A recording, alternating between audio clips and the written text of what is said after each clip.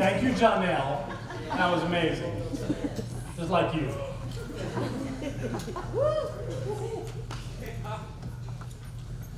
So I want to speak to you today about the power of words. I think spunk seems to be the theme. I started it, but everybody else seems to be grabbing it. So whatever that means, God's in the spunk. When you come here, we're aware that part of what happens on Sunday morning is entertaining. And that's a good thing. I think we're all having a good time with what's going on. But some of my colleagues actually think that because of that, the real work happens in classes. Now, I want you to know that I believe in taking classes here, and there is important things that happen in our classes that help us on as we evolve in an understanding of the science of mind. But that happens on Sundays too. So, because of that, consider yourself in class. I want to talk to you about words, about how important they are in how we create our lives. Most people don't think so. They think that words are just stuff and doesn't have really that much meaning, but it does. Every word that comes through your mind has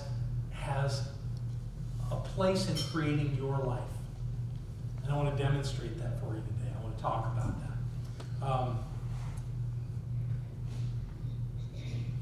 And funny to do this, I'm going to go back to a class because Barbara asked me to teach Monday night class a few weeks back. And Barbara's teaching out of this book called the Ernest Holmes Papers. Interesting book. This is a compilation of 3 books that were actually transcribed from Ernest's talks. He did a series of talks in his last years, and people that were in the room were only there by invitation. But a man named George Bendel actually recorded them all and turned them into 3 books.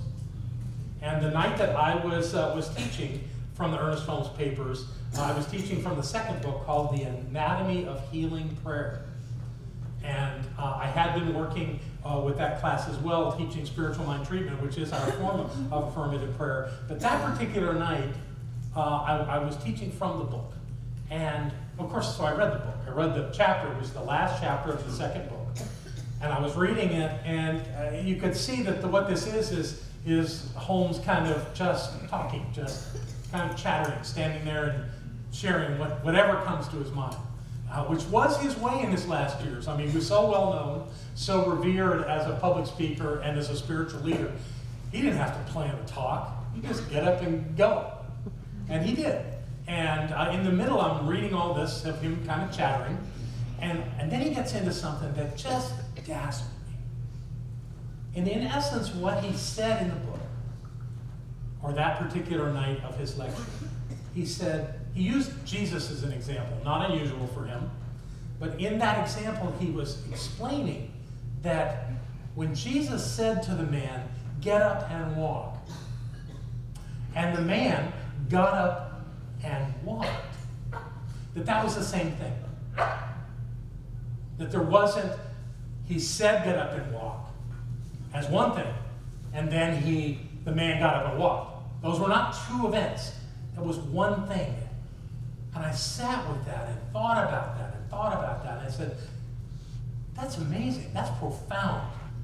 Actual quote from the book says, there couldn't be one bit of difference between what we say and what happens when we say it. Think about that. There can't be one bit of difference between what we say, or for that matter, what we think, and what happens when we do that. It's the same thing. Now, we don't always recognize it as the same thing, but of course, we're not always listening to what's going through our minds. But I guarantee, what I'm learning from this is, whatever you're seeing in your life, conscious or unconscious, came from your thinking, came from the words that moved through your mind and often came out of your mouth, especially if you're an extrovert like me. That there really shouldn't be any surprises about what's happening in your life because you're creating it with your thoughts. Now, we've been teaching that since the beginning of this thing called Center for Spiritual Living Ashland. Actually, all the way back when it was Center for Creative Living, we were still teaching this idea that your thoughts are things and they are happening in your life. But this brought up a whole different idea when I started contemplating what Holmes was talking about. So I went back to the basics. And the basics start with our teaching symbol. Anybody recognize that? You ever seen that before? This is the tool that Holmes used to explain how it works.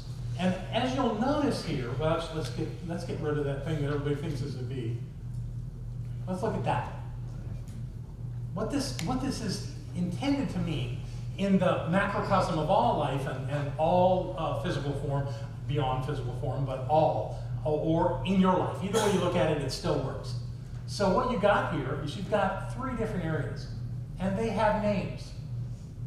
The top is called spirit. That's the invisible presence of the divine from which all is created. It's the creative cause point of all life. You can't see it. Your senses do not tell you that it's here, but it must be. And the truth is that's who we are. We're in that area there called spirit. Now what's below that is, in this model, is the word law.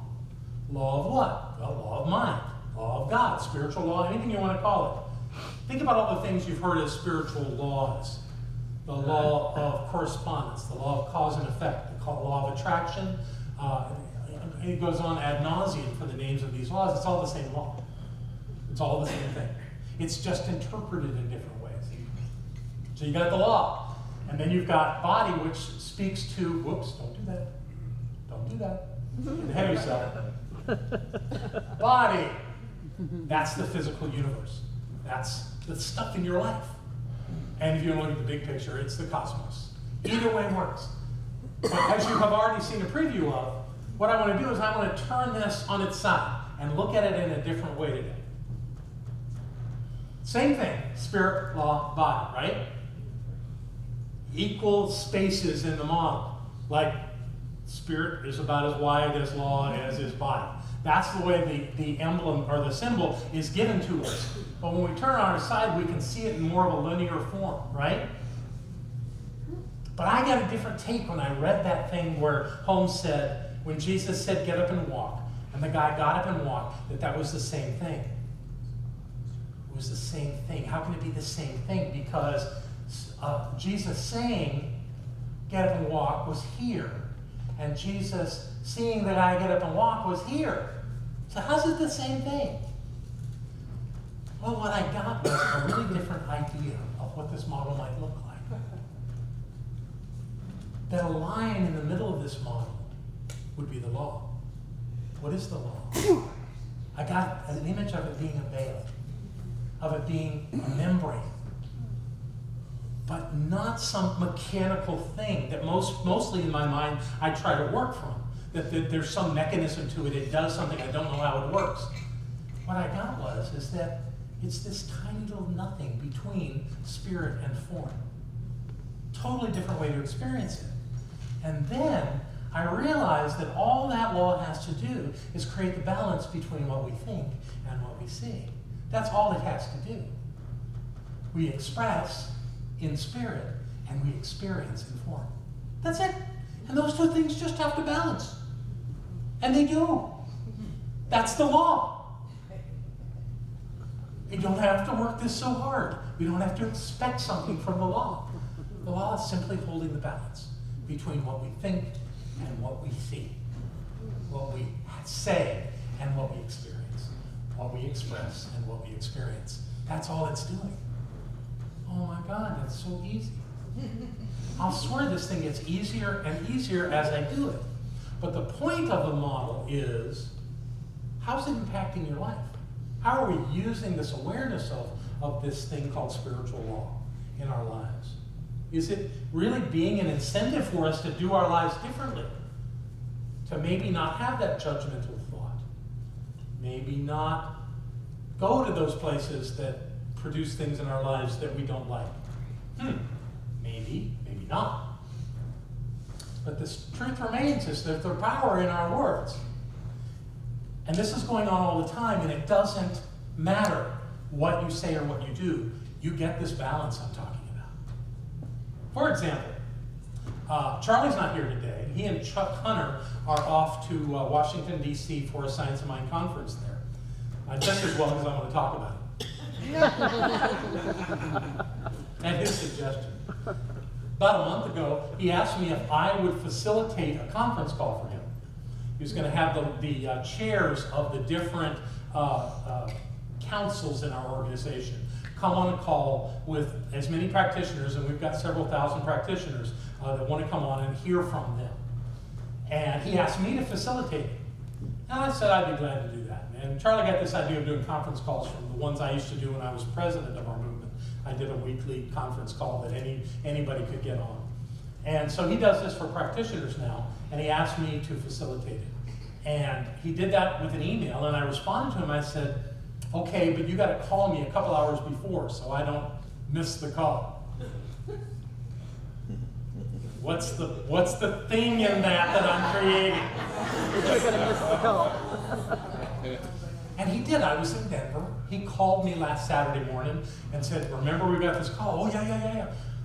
So I get on the computer and I look at his notes about everybody that's going to be there, and we talk about how it's going to happen, how it's going to flow. And he said, John, I have only 2 requirements for this: that we start on time and we end on time. Got it.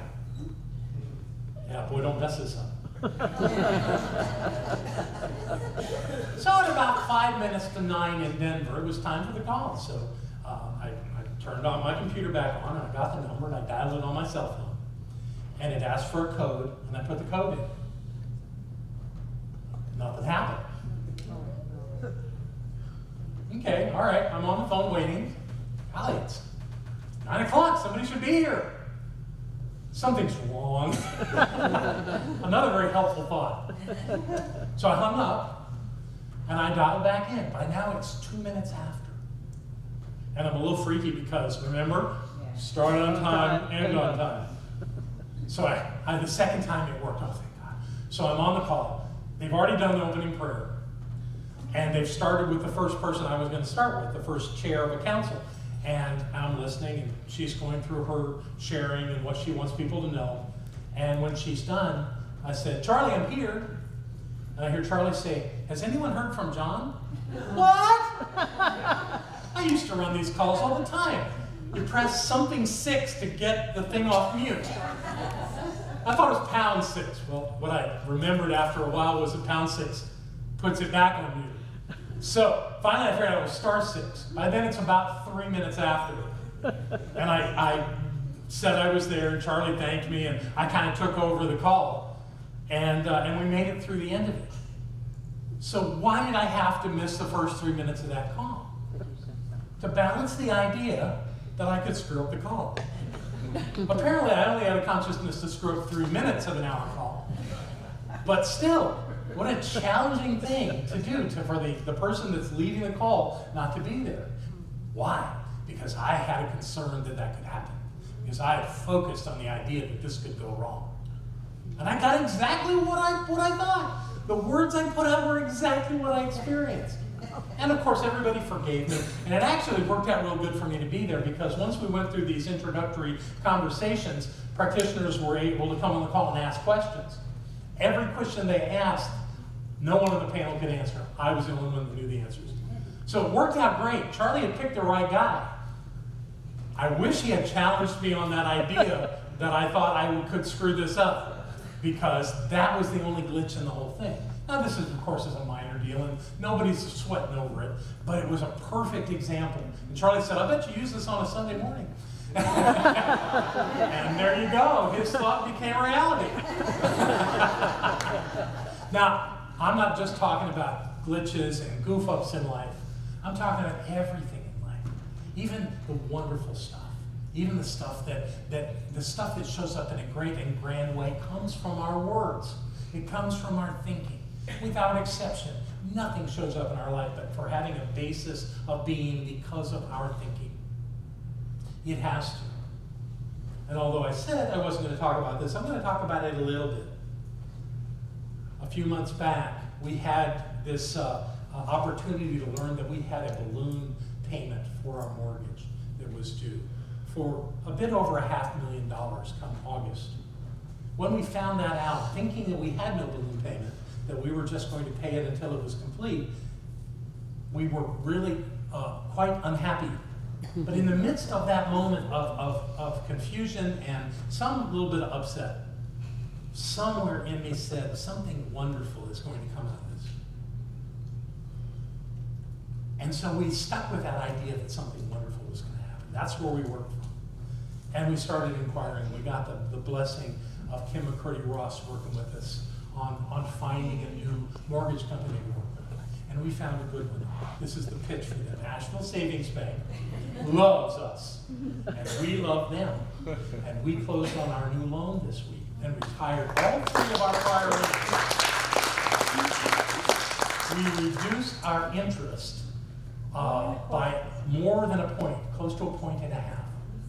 I know, which will save us tens of thousands of dollars over the coming years. It's a wonderful thing. And Barbara had in her office those 3 mortgage payments with the account number and everything on it, but zeroed out, and it looked like they'd been stamped, paid in full. Friday, they were paid in full.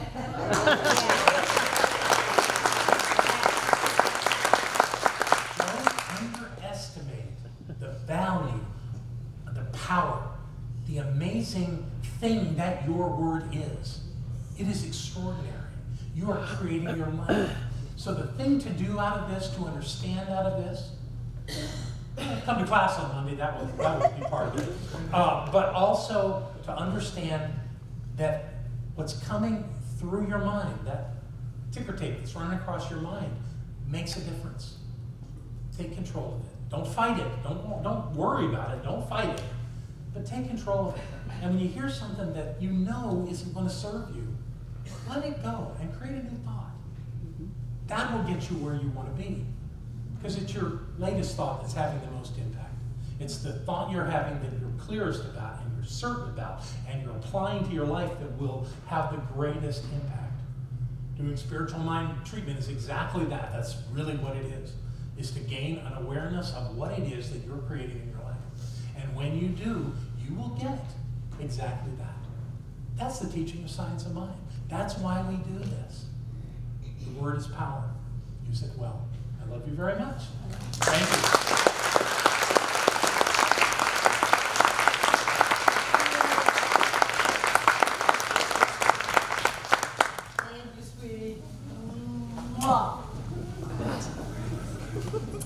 So our welcomers are up front.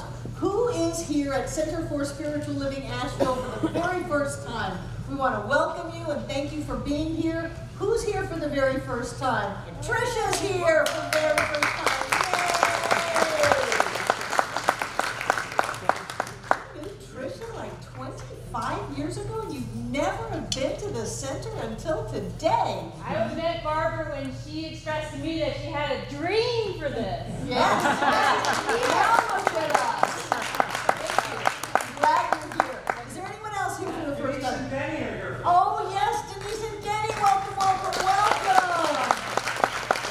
They're from Eastern Carolina.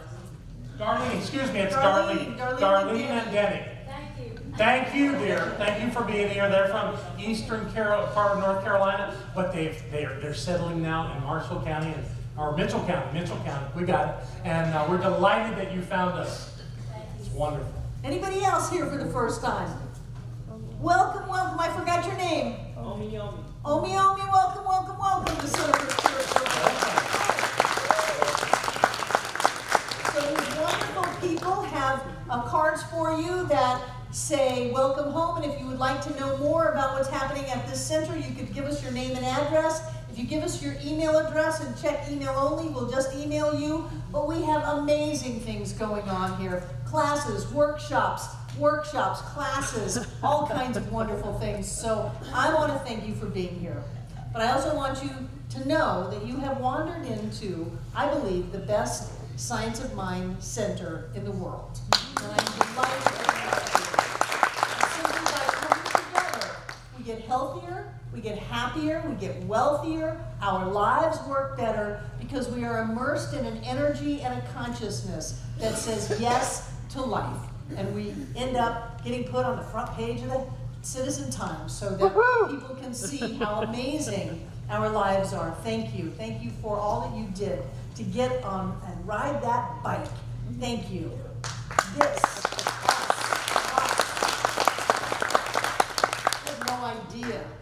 possible within us. Thank you, John. And now I'd like to invite our prosperity acceptors to come forward. Take out what you're going to give. And while you're getting it out, I just want to let those of you watching online know that you too can donate here by going to the Donate Now button. It'll take you to our PayPal screen and you can participate in the flow of life. But I want to thank you for the way that you generously support this center. Whether it's on credit cards or PayPal or through the mail, whether it's with the donation station in the social hall, this center prospers abundantly. We make amazing lemonade out of our lemons, and we live the rich and blessed life that we were meant to live. And I am deeply, deeply grateful for you, for the way you use these teachings to prosper yourselves, and for your generosity. And so I take my hand, put the gift on it, cover it with the other hand, and bring it close to my heart, as I know that God is the source of all. That money is a spiritual act of movement in and through our lives, and that we are blessed by the receiving and blessed by the giving. I know that each one of us comes together this day out of our fullness to make this Center for Spiritual Living Asheville all that it was ever meant to be. It is a place of peace, a beacon of light, a tower of strength, and a fountain of wisdom that touches the lives of all who call it home.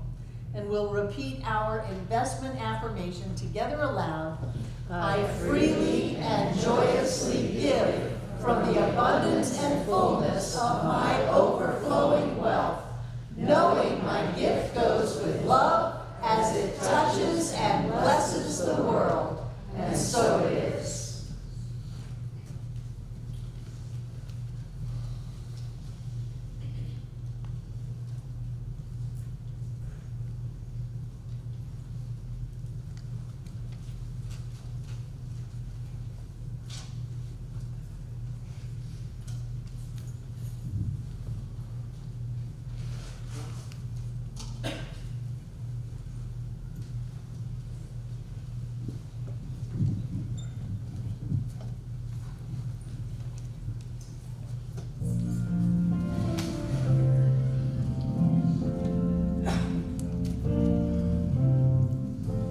Blessings are flowing, the gift is unsealed, life is unfolding, love is revealed, with open heart and open hands, I give and receive in love.